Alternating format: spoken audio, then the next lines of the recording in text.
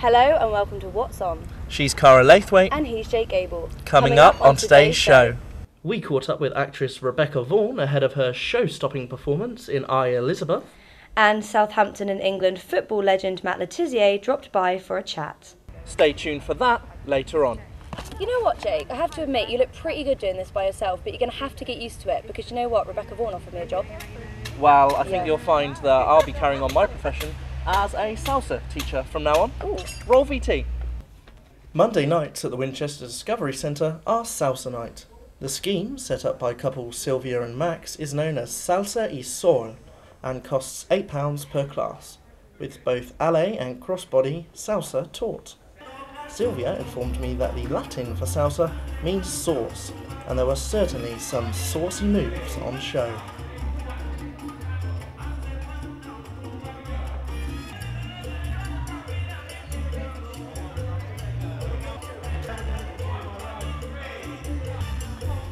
Feeling confident, I thought I'd have a go myself at some advanced salsa, and I seemed to impress. Though next time I think I'll definitely be sticking to the beginners class. Back to you, Cara. Do you know what? I'm really gutted I missed that. That looks so much fun. You know what, it actually was, but I thought you always wanted to be a West End star. I do. It's always been a dream of mine, and Rebecca Vaughan has given me the opportunity. Watch this. Well, it's great to have you back because, as I understand it, you are actually a local girl.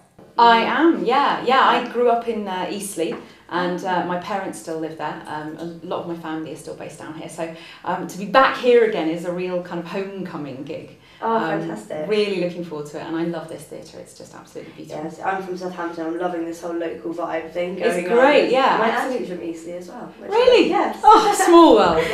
Obviously, you're touring the country right now. I've been speaking to you quite a lot prior to this interview, and it sounds like you're on an incredibly tight schedule. Yes. Jumping from venue to venue. Yeah, but most of my shows are kind of one-nighters. So basically I sort of get there about lunchtime, spend the afternoon doing the tech, do the show, do the get out, and then move on to the next venue. I have recently actually played at the Ellen Terry Barn Theatre in Kent, and I was there for almost a week, which made a real difference because it meant I had my days free and I could actually go and see the surrounding area, and that's absolutely beautiful. So how did a girl from just down the road in Eastleigh end up seeing these incredible sights of England? Well, I think I always wanted to be an actor ever since I was pretty young, and then I completely made my mind up about when I was about 15 that I was definitely going to be an actor. And I think actually it might have been here that I saw a play. I saw a version of Hamlet, and I thought, right, that's it.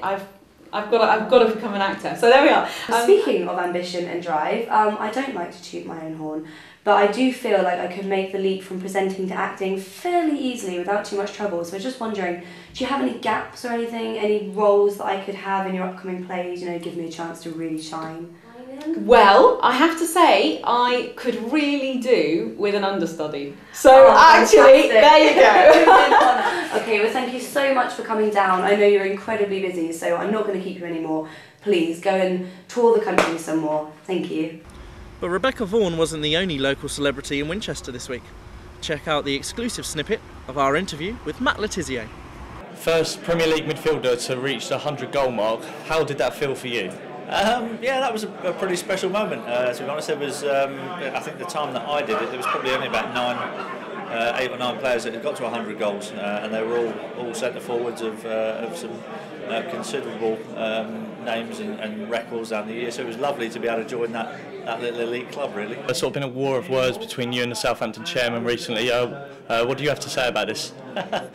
I've never asked for a free ticket from Nicola, and I never will ask for a free ticket from Nicola. If he wants to intimate that I was, then let him come out and say it, and we'll take it from there. Of course, you can catch the full interview with him on Sports Week, which can be found at www.winol.co.uk. But that's all we've got for you on What's On this week. But of course, we'll have much more for you next week. That's all for today. Bye-bye. Bye-bye.